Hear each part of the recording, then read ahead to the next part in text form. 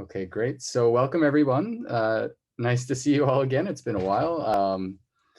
So it's my pleasure to introduce Professors Carolyn Magnain and Julie Price, both from the Martinos Center. Carolyn works in the Laboratory for Computational Neuroimaging using optical techniques. She's kind of a interdisciplinary nature there between, I guess, a lot of the optical expertise at Martinos Center and the computational expertise. And Professor Julie Price is a quantitative PET imaging expert. Maybe perhaps, Julie, you can also tell us more about your own research. Each of you, if you want to take a moment to tell us more about your own research, that'd be great at the beginning. But today we're all here to learn more about navigating the postdoctoral funding landscape, which potentially has changed a fair bit over the last year, but I think there's a lot of universal principles in attracting funding that wouldn't have changed over the last year, despite where you're working from your home or from the office or the lab. So with that, I'll let you take it away. Thanks so much. Thank you, Eri. So yeah, we're gonna just introduce ourselves, the work, but also I'm gonna introduce my position in the postdoctoral funding, what I know about it, and how I came to know about it. So, like you said, I'm from the laboratories for computational neuroimaging and the optics division. So I do optical imaging on postmortem human brain. And I work a lot with the computer science people over there and the neuroanatomists. And basically, I'm bridging MRI and the histology. And my main research right now is on brainstem imaging. I also have a grant from Jen Zuckerberg Initiative where it's basically supporting me to run the with Sava Sakachis the optical microscopy core that we have, where we have a 2-photon microscope that people can just use for their own experiments. So that's me. And basically, when I first arrived in the Martinos Center for my postdoc, I had a previous postdoc experience in France for a year and a half. So when I came here, it took me a while just to get settled into this new environment, also because I changed subject a lot. Before that, between my PhD and my first postdoc, I changed again using optical imaging for neuroscience instead of works of arts.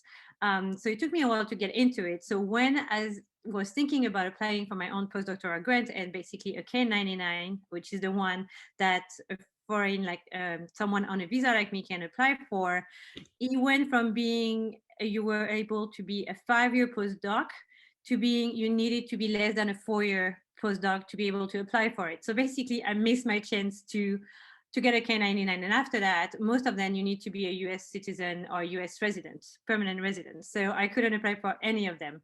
So basically, what I did is I worked for other people on their own grant, help them with their own grant, and until I could become an instructor and write my own R21. Julie. Hi, everyone. Thank you for joining us this afternoon. I am in the Price Lab, which means I'm a PI, and I've been at the Martinos Center and in the Department of Radiology for 4 years, almost 5 years.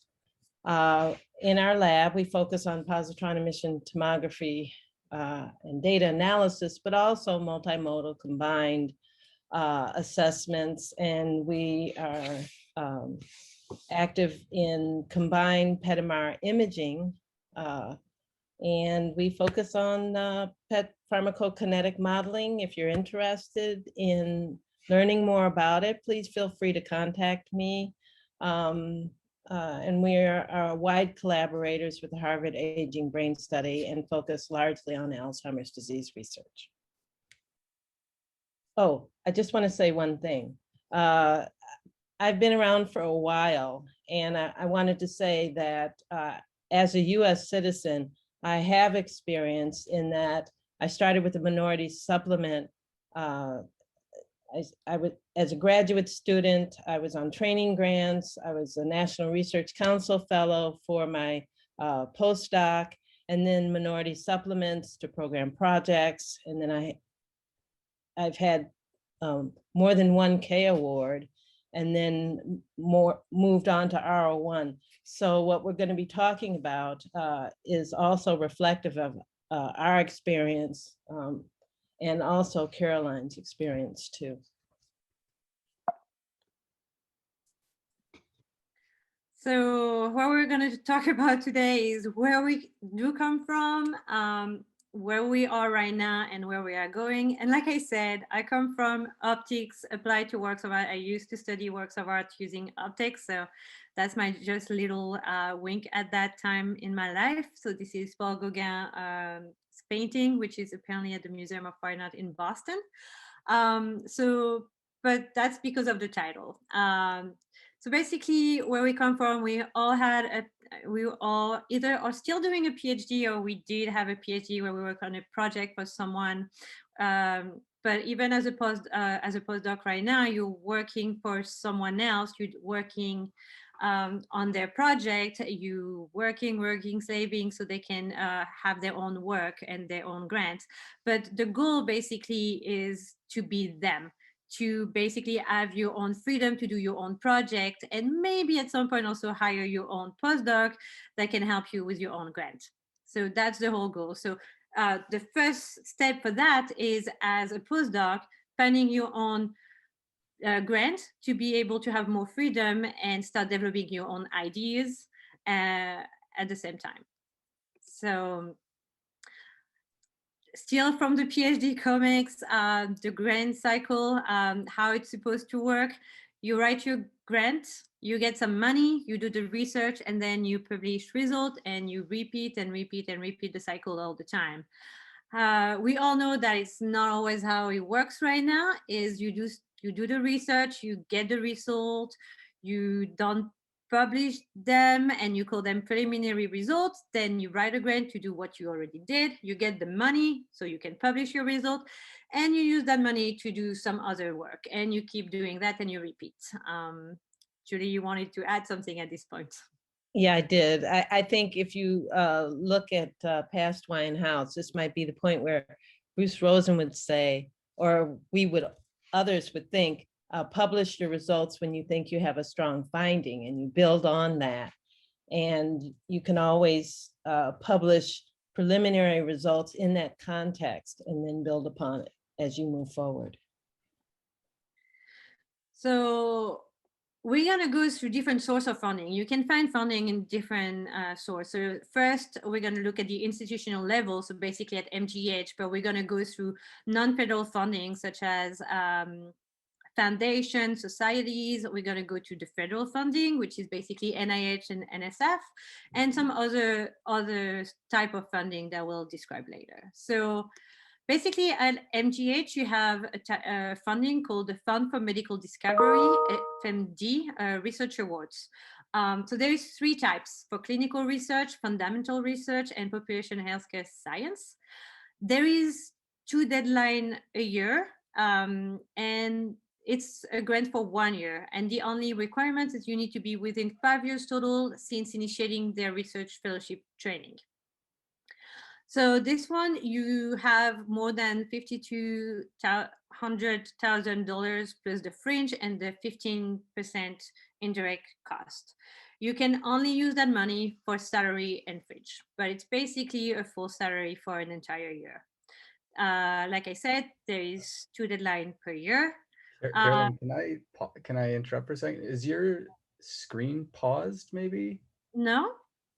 Are you showing just, all I see is sources of funding and then institutional? No, I'm on the other one. I think for some reason this, There's Julie, are you seeing some this? issue here. Am I? Let me escape. Can you see that one like this? No, it's still frozen. It's frozen? Yeah, it's frozen on the sources of funding institutional. Okay, Yeah, let me stop the sharing and start again. Okay. Can you? Yeah. I'm just going to share the PowerPoint this time. Can you see the PowerPoint? It's starting.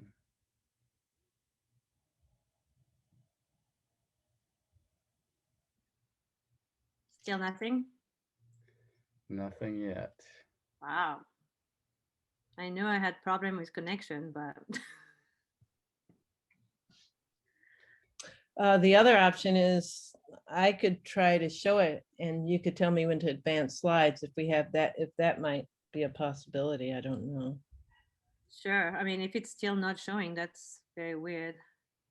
Yes, that sounds like a great option. Yeah. We've had someone do that from their car. They were like being driven around and then asking another presenter to advance slides, doing it from their phone. So we can make it work.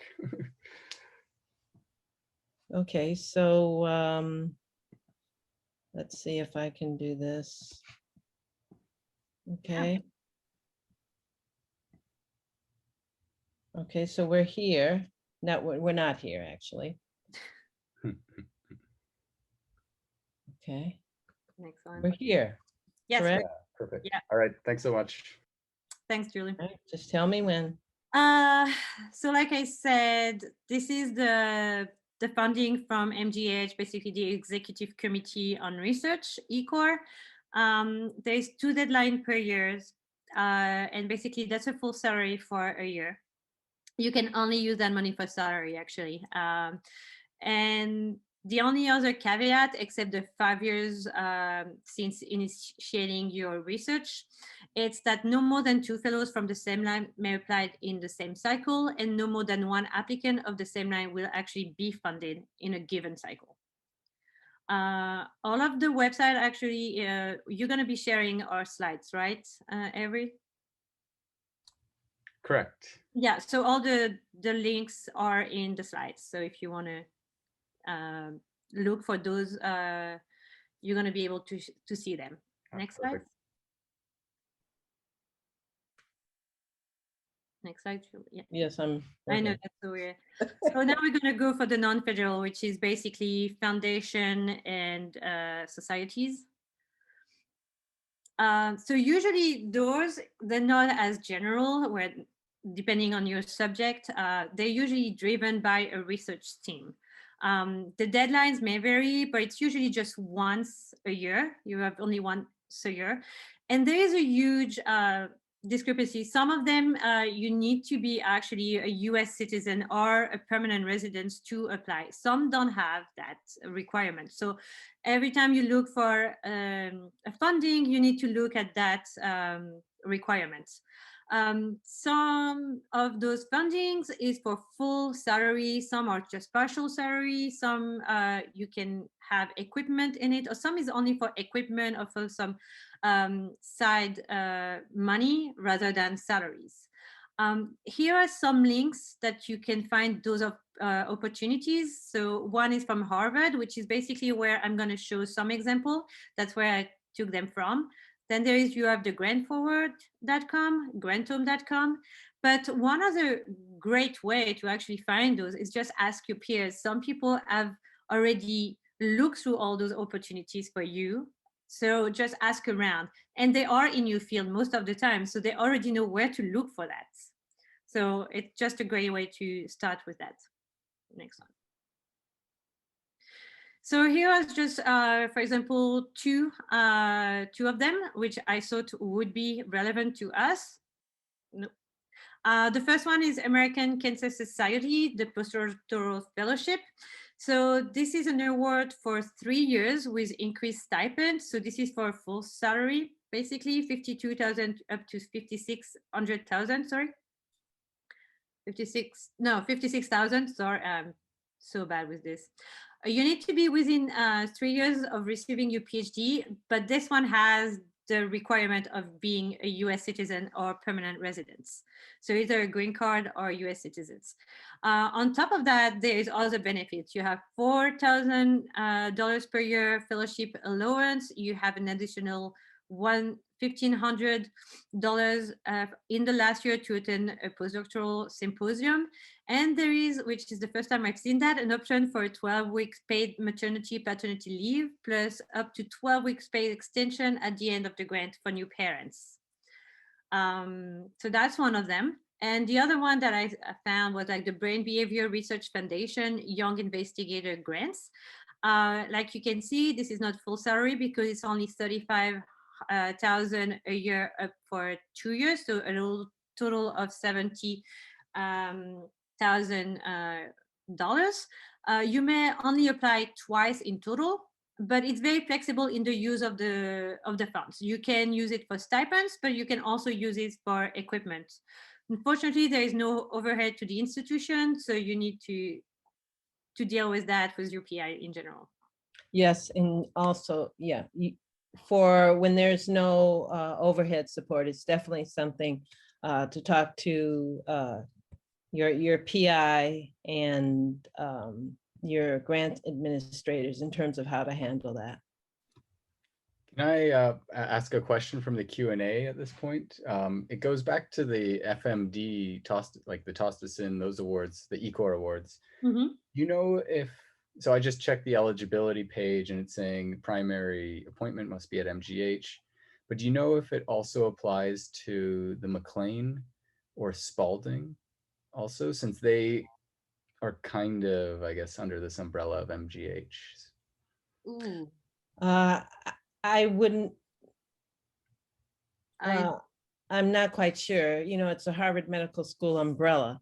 I don't know the answer. We could certainly find out. yeah, we can find out. If you, I don't know who's asking the question, but we can note that question and find out the answer. Yeah. I'll just put it that way. And if there are other questions people have, please put it in the chat and we can respond that way as well. The other type of funding is also for diversity. A lot of them just for the diversity only, not just general, but diversity. So here's like 3 of them that I note here, but there's way more, for example. So there's the Burroughs Wellcome Fund Postdoctoral Enrichment Program to support the career development activities for underrepresented minority postdoctoral fellows.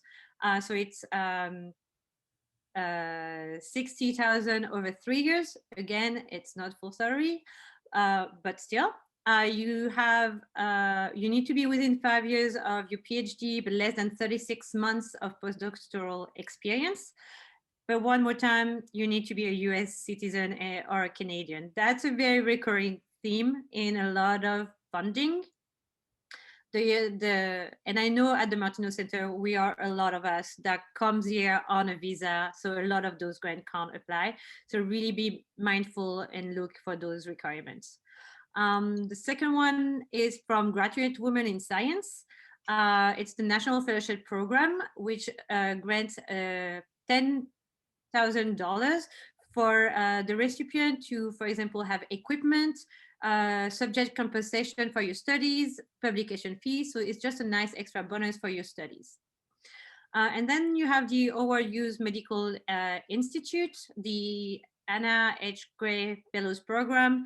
You can't be more than 16 months postdoctoral experience, and it's for gender, racial, ethnic, and group underrepresented in life science, including those individuals with disadvantaged background. It's for postdoctoral training and may continue to receive funding during the early years as independent faculty, and you need to at least put 75% total effort to that research.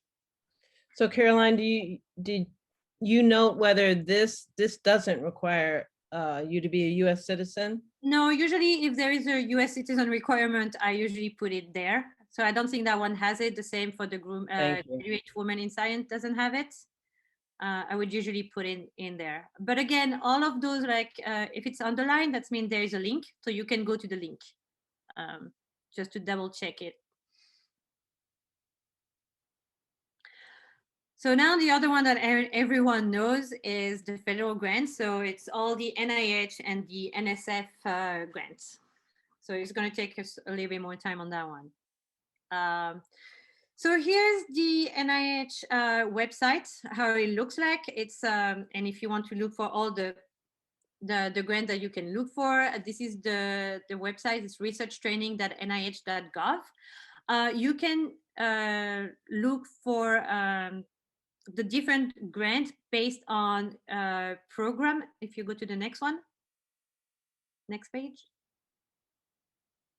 So this is based on programs. So you have training grants, fellowship, career development, research. loan repayment, and some others. We'll talk about all of them. And if you go to the next one also, but we can also search the website by career path, and basically if you type that you are a postdoctoral fellow, here is, for example, all the grants that would apply to you as an applicant. And we're going to go through some of them. This is only the beginning of the page. There is way more at the bottom that we're going to be talking. I won't be going, and we won't be going over all of them. If you want, just go to the website and look through all of them and all the ones that would apply to you. So we chose some of them that apply to most of us to go through. Let's next. The only comment I would say here is it's good to be aware of all of the grants. I may be jumping ahead a little bit, but in terms of the timing of when you apply for some of these grants, as you are an early postdoc, transitional postdoc, and then moving toward a faculty position. Okay. We're actually going to talk about some that you can even apply before finishing your postdoc, some that you can apply when you are a later postdoc, a senior fellow, or ready to transition. So one of the most common one is the F32 grant. I'm going to butcher the name, Ruth Kirstein Postdoctoral Individual National Research Service Award. Well done. I made it. So the description of that one is basically to enhance the research training of pharmacist postdoctoral candidates who have the potential to become productive, independent investigator in scientific health-related research field relevant to the mission of participating NIH institute and center. Those grants are up to 3 years of funding.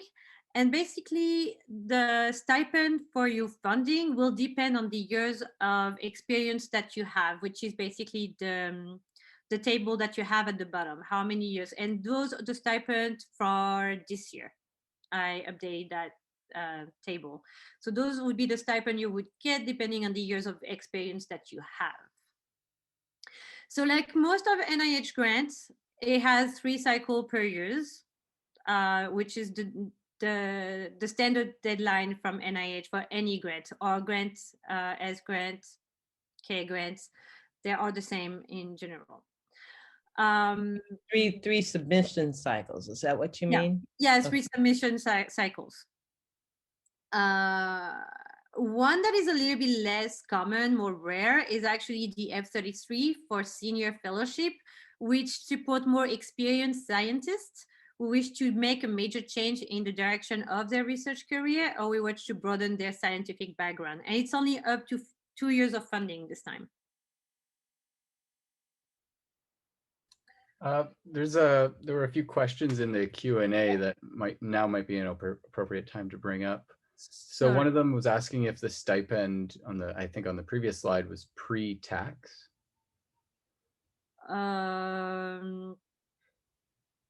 Those might be pre-tax.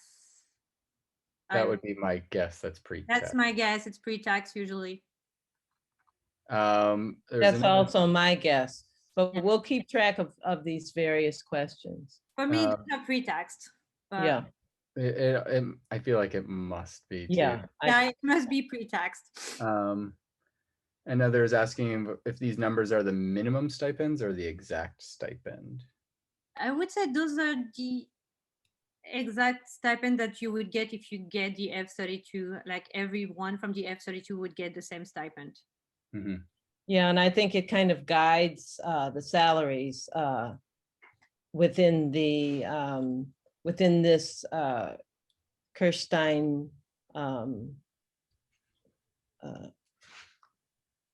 training framework. Yeah, I just don't know if you could even be 7 years or beyond with the F32 anyways. I'm not sure. Those are the same career for the senior fellowship, for example. Okay, sure. Yeah, I think it's the same. So if you are a senior that kind of want to change, so you're probably more senior at this point. Yeah, I think this is the guideline for what the funding mechanism can cover. There may be other activities that the individual is involved in that could be supplemental funds for salary, you know, based on the full, but in terms of what the mechanism will cover, I think this would be the amount. Okay. If that makes sense. Yeah, also there's a couple broader questions. I think we'll save those to the end since they are a bit broader. So I'll let you guys carry on then. All right. So this one is all you, Julie, because it is okay. That is all you. So I wanted to talk a little bit about the T32 mechanism. It's not something that you as a postdoc, it's not a grant that you would write, but it is a funding mechanism that's available that PIs write in order to provide infrastructure support for postdoctoral training. And generally still, it being an NIH type of training award, US citizens or permanent residents, the eligibility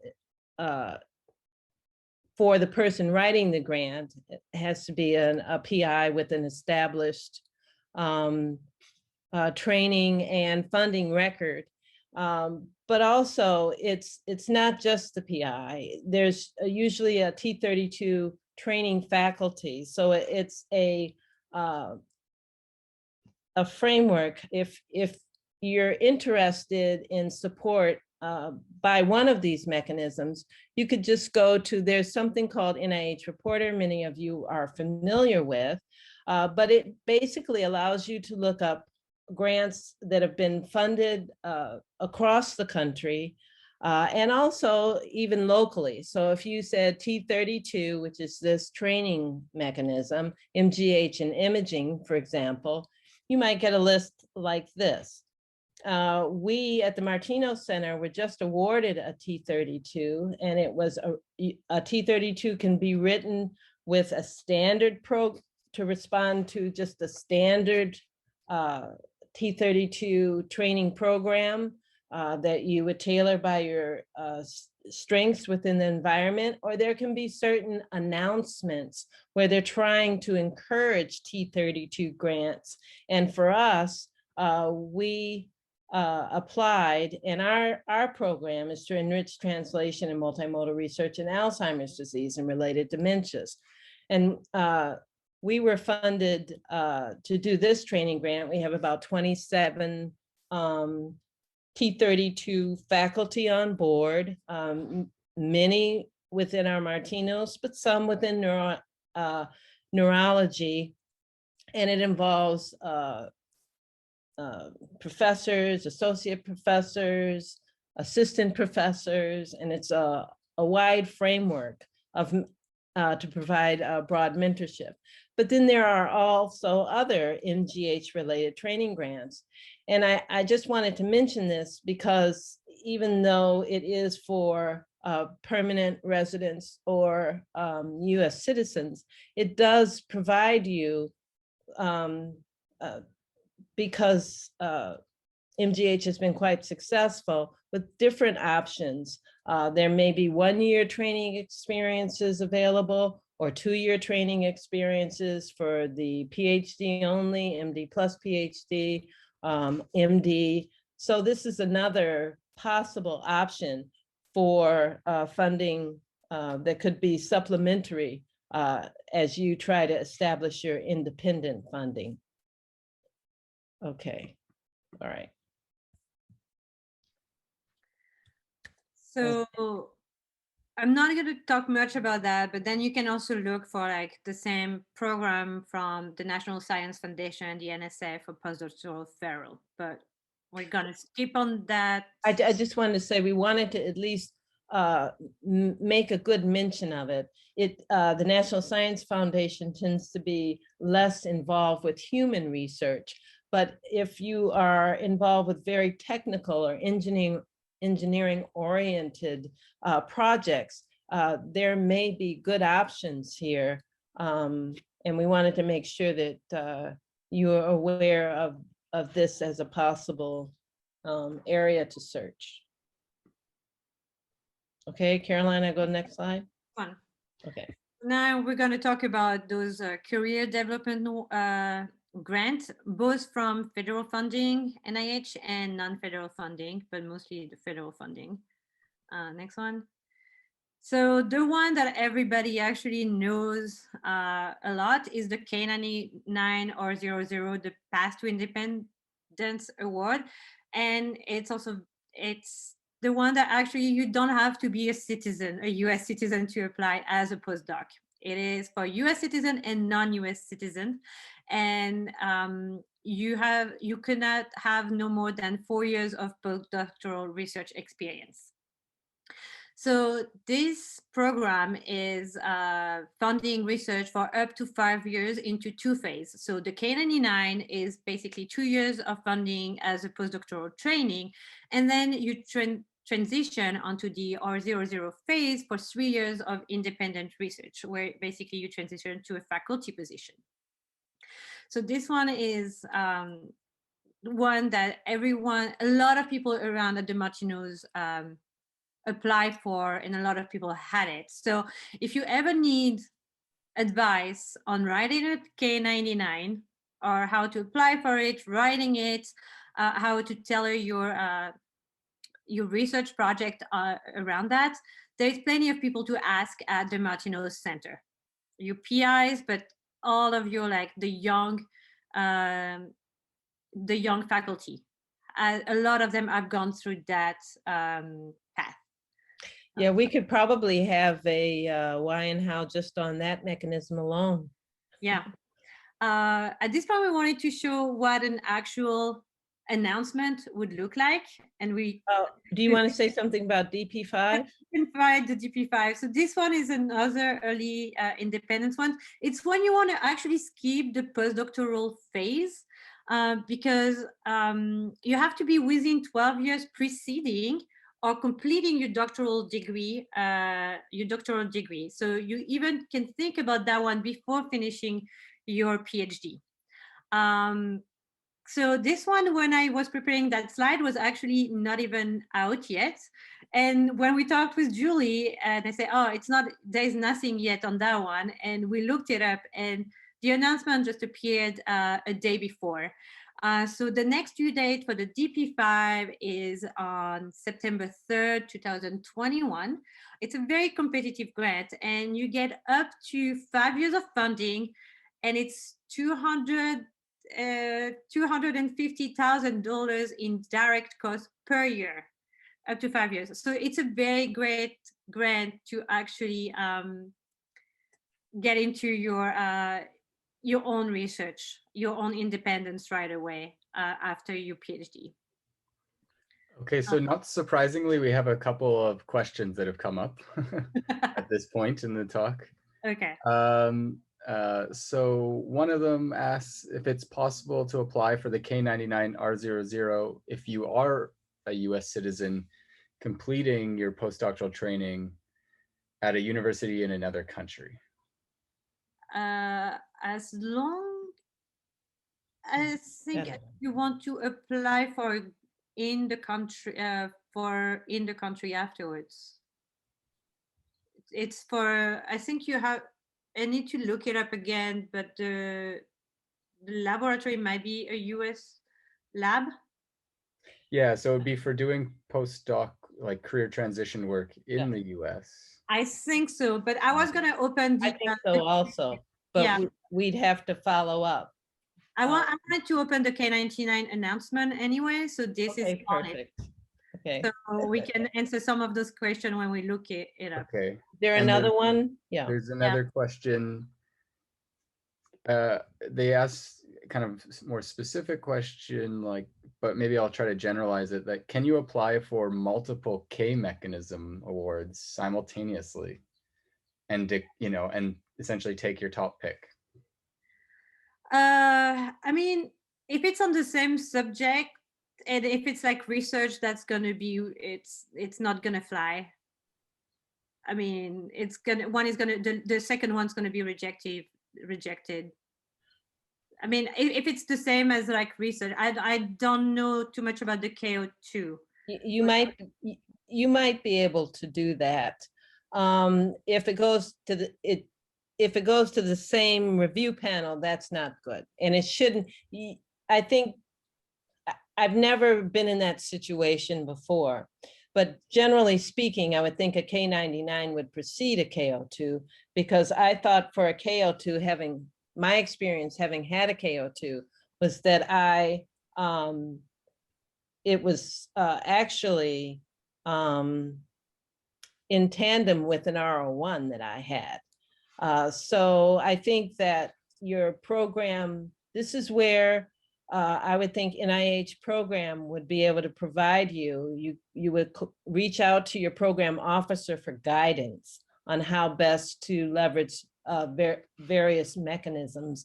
But I would definitely reach out to your PI and also the program leadership that you're assigned to at NIH to guide you on how to best leverage these mechanisms.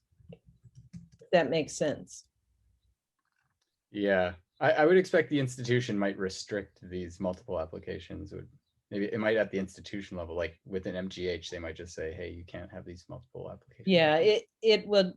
Yeah, well, that's true. So you could definitely start with grant administration, but your PI and grants administration. But, you can certainly submit more than one R01, assuming that they're independent. Completely different. Yeah. Completely different. Yeah. So there's another question that if you could please elaborate on the time requirements for the K99. So is it less than 4 years of postdoctoral training or 4 years since the reward of PhD degree? Sorry, I'm having according to the website, at least, but what I can see right now is no more than 4 years of postdoctoral research experience. Yeah. So when you put all together your years of postdoctoral research, so don't count the downtime in between. And this is, I think, where you really have to think about where you are in your postdoctoral training and think ahead when you are applying to these, because it takes time for the review process and the award. So you want to give yourself plenty of time if you have to resubmit the grant and still have it reviewed. So again, this is where speaking with your PI, grants administration, in terms of the where you are in your postdoctoral training and the feasibility of Carolyn, you can speak to this, can't you? In terms of the timing of, you did not apply for K99, is that correct? No, I couldn't, because I was already at 3.5 years or more. So by the time I would apply, I would be more than 4 years of postdoctoral fellowship. Yeah. And that was by the time that it was like, it went from 5 years down to 4 years. So that was too late for me. And again, you have to think about, like, you probably not to be a downer, but the first time is probably not the good one. So you're probably gonna have to like resubmit once. So don't start thinking about it on year number 3. Start thinking about it on year number 2, at least. Yes, give yourself some time. If you get awarded on the first submission, that's fantastic. But also just give yourself some time. Oops, were we done with that? Or do we have other questions related to that? Well, there was that remaining one that we were hoping to kind of get maybe online answer to regarding a US citizen out of the country, but wanting to apply for funding back in the country. Okay, yeah, I would have to look at the I would have to program look announcement. At the announcement. Yeah. Okay. I think sometimes it seems like with the K99, which is what they're specifically asking for, you do want to have evidence of already having some productivity with the mentor. So that's kind of more obvious if you're already at the institution in the US, I would guess. But maybe you've already been collaborating, or maybe that mentor is moving or something. So I could see that there would be possibilities for it still to work out. But Yeah, and if the research is uniquely done in a certain institution, that may have a bearing on it. Mhm. But I'm sure they're just general rules, but we'll look at that. Yeah. And we don't have all of the answers, by the way, but we can always look for the answers. Yeah. So those are like a few other K grants. For Yeah, example, I'd like to say something about the KO1, having had a KO1. It was very important for me, being someone who basically analyzes data, clinical collaborations, and were important as I basically helped clinical researchers design PET studies, apply them, and then apply mathematical methods to analyze the data. And so there was a close relationship. But what I was lacking, I have a medical physics background, was knowledge about the clinical applications. So this allowed me to have a mentored research award where a psychiatrist and an endocrinologist were both my mentors as I applied PET to study serotonin receptor imaging in type 2 diabetes in people with on and off insulin. And so that type of K award, and I performing the PET imaging, it's limited in terms of K awards can't pay for very expensive imaging, but it helps you really develop an understanding of a clinical area that you might be embarking on. So it could be very valuable for someone with a technical background also. So, and K25s, I think, tend to be important when you're really deviating, not deviating, or when you're really switching to learn a career that it's really very different. So I've seen this where you might be, for example, a particle physicist or a high energy physicist, and you're switching to learn something about a more translational application. And so this kind of award can be very useful and important for transitioning to a new area. But again, this is where the PI and your NIH program can help you determine which awards may be more appropriate depending on your background and your career goals. Okay, Caroline, should I go to the next one? Yeah. Okay. Then there is also some career awards by foundation.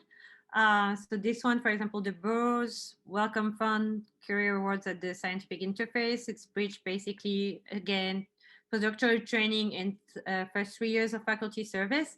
So it's up to $500,000 over 5 years. You need to have at least 12 months of postdoc, but no more than 60 months of postdocs. But it's restraining in the field of which it applied. So you need to be in the field of mathematics, physics, chemistry, computer science, statistics, and engineering. But I think it still applies a lot to a lot of us. And again, it's limited to citizen and permanent or temporary residents of Canada and US. Again, no indirect cost on that one. So those career development paths, also you can find them in foundation grants as well. Yes, so consult your grant administrators and your PIs. Every time. And then there is like the little ones, the little awards that you can get a little bit everywhere. It's not going to cover much, but it can cover some travels, money, or just some extra money.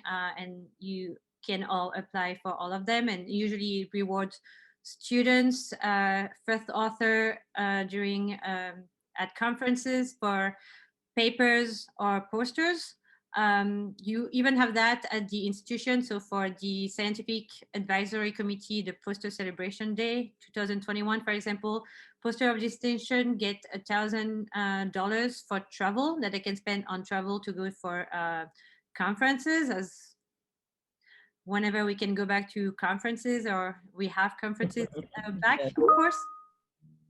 But you have them for every single conference. It's only like a few of them right here, but ISMRM has an educational stipend, OHPM has abstract and travel merit awards, SPIE as best poster paper, young investigator for almost every single session. And some of them go up to like $3,000 as a prize, cash prize. So it's pretty good. I don't know the other two, but that's more Julie's side. Yeah, that's more involved with PET and nuclear medicine, but your PI or people in your lab or your peers will tell you. But also just check what might be available. It may change from year to year in terms of new opportunities to support early stage investigators and to support their conference participation. So, I mean, like we said, start writing. It's a great way to just start developing your own research ideas and learn how to write a grant, because if you stay in academia, yeah, you got to say something, Julie? Well, I was wondering if you had different slides. Mhm. Is this consistent with the slide deck that you originally had? That's all. Yeah, I had, and then you have your next one. Okay. Because if you say in academia, like you say, it's a grant cycle life where you need to write grant anyway to keep on doing your work. So it's a nice way to start. And also you just get more freedom and do your own research instead of just doing the research of someone else. And if you're past all of those years of postdoc, so you can apply to any one of those grants, or you're not a US citizen for any grant that could apply to you, just help your PI or colleagues write grants, research grants. That's always going to be helpful in the future. First of all, you're gonna help them write, so you're gonna be learning how to write, and they're gonna be thinking about you. You're gonna develop new ideas, so it's always a great thing. Next one. I'm not sure that it's in this deck. Oh. So Which one did you take, Julie? I'm going to end the show here, but I did want to just show one last slide. And I want to make sure that we shout out again to Christine Sander, because her presentation with Bruce Rosen helped us to shape ours. But I just wanted to end by reminding everyone about the Center for Faculty Development that's led by Miriam Brodella in the radiology department, but also just to remind that there's a postdoctoral division that's set up to support your needs and your efforts. To provide programming for career development, skill development. You'll get a lot of this from the PI that you're working with, the lab environment, and also the Martinos Center in general. But just be aware that there are these, just reminding you that there is a division that's devoted to you. And counseling, career advice. It's always nice to have external views on things. You can request a consultation. They can help you with your CV in addition to what you may get within your lab. And I just wanted to remind you about that. So I think that is that all then? We're going to end on that note then? Yeah, we can show one of the K99 awards and try to look for all the answers that people were asking for, or where to actually look for them if they want to. But that's a website. But Okay. we can maybe answer a question if there is still some. There are some other questions, not necessarily K99 specific. Okay. So Ranga Deshpande asked a couple of questions, and I might ask them in, well, maybe I'll ask this first one. So he says, I have a proposal suitable for an R21, for example. Is it worth the effort to also try with the foundations before sending out the R21? Well, Okay. It raises other questions probably too, if their appointment. Well, one thing is, I'm not quite sure how to answer this, but generally speaking, I would say research projects have more than one angle or more than one question. So if what you want to do is to submit as strong a grant as possible, whichever path that you choose. If you submit the same grant to a foundation and the same grant to NIH, it's possible that you will have success. Again, I don't know exactly what the project is, but I think it's sometimes good not to send exactly the same grant and to allow yourself the opportunity to really focus on one mechanism as a good grant, and then maybe weave in another angle for a foundation. But the difference may be, it depends on the foundation. Might be very specific foundation that might allow you to target the foundation's goals more specifically, which might make a very different grant than the R21 proposal that you would submit to NIH.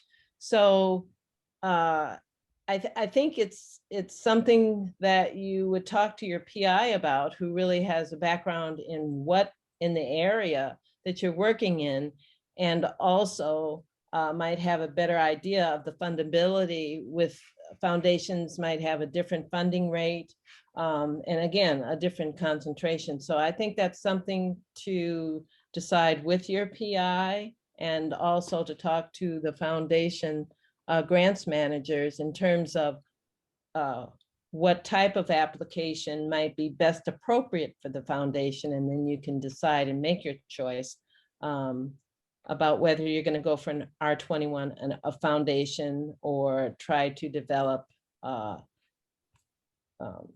proposals that focus on different strengths or different aims, actually. So I think this also brings up a kind of another question, though, that regarding eligibility to apply. And so we also received a response from Ranga that he's not eligible to apply, I think, because you must be faculty. You must be faculty to apply. R21. 21. But this kind of actually falls into your final slide there, Carolyn, where you showed, like, help your prof write their R grants. Yeah, So I think that is kind of where, the route that you could be following is, really. Caroline really knows about this part, don't you? Yeah, I mean, I the beginning I had to more help other grants rather than my own grant, because I had to wait after that to be my instructor and be able to write my own grants. Yeah. Because you started, your first grant really was the R21. My first grant was the R21, but I had to wait another 3 years before I could write it, before I was not an instructor anymore. So yeah, so it's planning and working and collaborating and building your preliminary data with your PI, with your collaborators. Were you going to say something, Avery? No, sorry. Okay.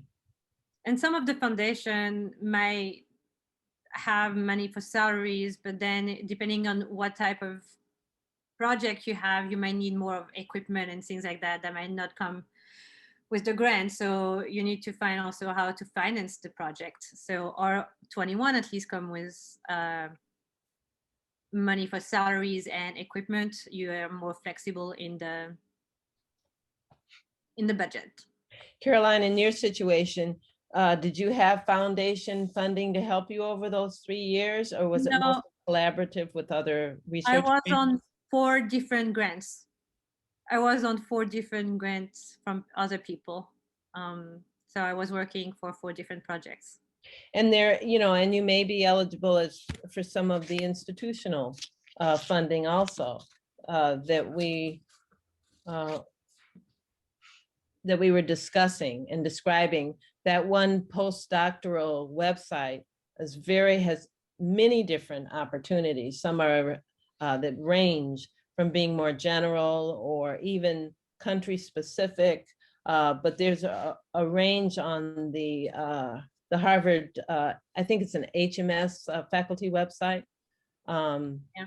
But there were a lot of potential options there. And then you could also ask the postdoctoral division if they might have thoughts, because that's what they really focus on, is this this part of the career trajectory. Yeah, there's many resources in addition to this 1 hour talk that we should call on. Yeah, and if we can help you, you know, please send us an email. We can try to help you get answers if you think that would be helpful. Yeah.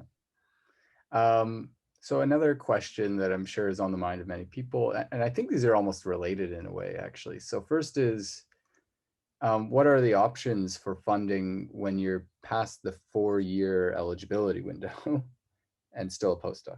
I think I only saw mainly one. I mean, I saw one where you can go up to 60 months. So that's 5 years, right? Mm-hmm. I forgot the name. It's one of the last slide that we had. You mean the senior Burroughs. fellow? Or? No, that was not the senior fellow. So you have the senior fellow. Again, that depends also if you're a US citizen or not. But there's the senior fellow one. But that means that you want to transition. That's the problem. If you don't want to transition, it doesn't work. But one of the last one was like you can be up to, that was the Burrow one, I think. The Burroughs, yeah. I think the Burroughs one was you can be up to 60 months of postdoc. But I saw the Burroughs came up twice on your slides, and earlier it said 36 months. Were those two different? You have multiple. Yeah. Burroughs has multiple. Okay. Gotcha. Yeah, I would really look at foundations for sure. So and then also consult the postdoc division too. Yeah. This one, the last Burroughs was a career development one. The other one was a postdoc grant. So like I said, the Harvard website that I posted, the FAS.Harvard HMS something, has all of the, has a lot of. Oh, maybe I just passed it. Oh, here, that was This this one. No, the one before that, after that. The one before that, okay, all right. One more. Yeah, so the first one, research.fas, has a lot of. Oh, is that what we were going to go to? Should we just look at that website real quick? Is that what we were talking? You were reminding me of? Okay. How to look at like K99 and look at grants in general to find where the eligibility and things like that, and the dates that you need to be mindful of. But that's something we can do another time. But so yeah, this one has a lot of other opportunity. I only picked some of them, but there was like 30 or 40 different opportunities. I couldn't go through all of them. And some of them depends also on your area of research. So I just picked some of them, right? I couldn't go through all of them. Definitely visit that, and it might help inform you on various options. Unfortunately, the more years of postdoc you have, the less opportunity of funding for postdoctoral you have. I think that's also something they expect you to kind of transition at some point. Mm-hmm. And start going for the R grants mostly. So Avery, were you able to save some of these questions? Oh, I might have saved some of them anyway.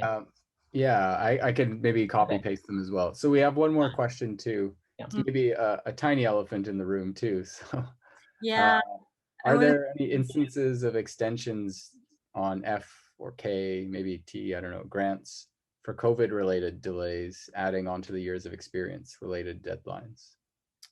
I think there will be probably a generous response. I'm not sure the answer.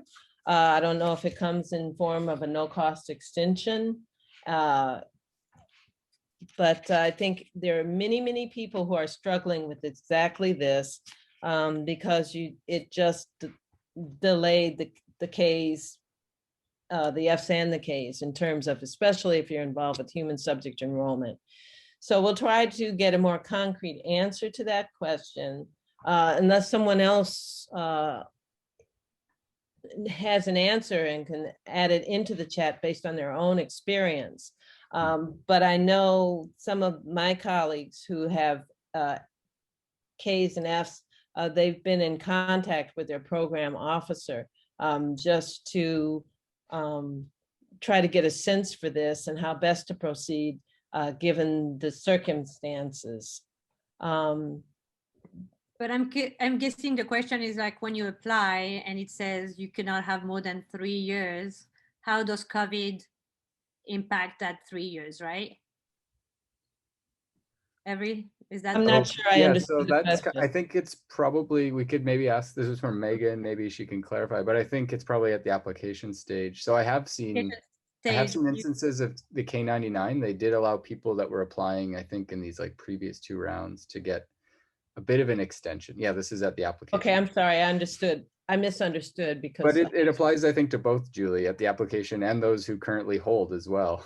and I've actually, so I've seen extensions of the application. Yeah. Mary Cantonese has posted some new links. Yeah, so there have been extensions to apply. It was kind of limited though. So people that were planning a later application might not actually get this extension. So, but people that wanted to apply like last fall got an extension as well, or their eligibility was ending then. And then people that were already K holders have had some mechanism now to apply for extension so they don't have to transition to the R00 right away, the K99 that is. There is something like that ongoing as well. Okay, so we'll try to have a more concrete answer for that. Even if we've tried to answer, we'll try to respond. Yeah, I looked at the link, Mary. Thank you for the link. But right now, all I see is like funding extension, no cost extension. I don't know about the stage of like actually applying for it. So I look for that. So one thing that should be clear from my participation in this is that make sure your PI understands your question. Because we don't always, you know, but that was, okay. Just a side comment. Yeah, communication is a vital skill in any career choice. I think that's absolutely true. And so I don't think that there's no more questions now in the QA. If anybody else has any final burning questions, feel free to throw them in there or add it into the chat. If not, yes, let's give a virtual round of applause for our speakers today. Thank you so much, Carolyn. Thank you so much, Julie. We really appreciate it. It's nice to get to see people's faces that we don't always get to see, you know.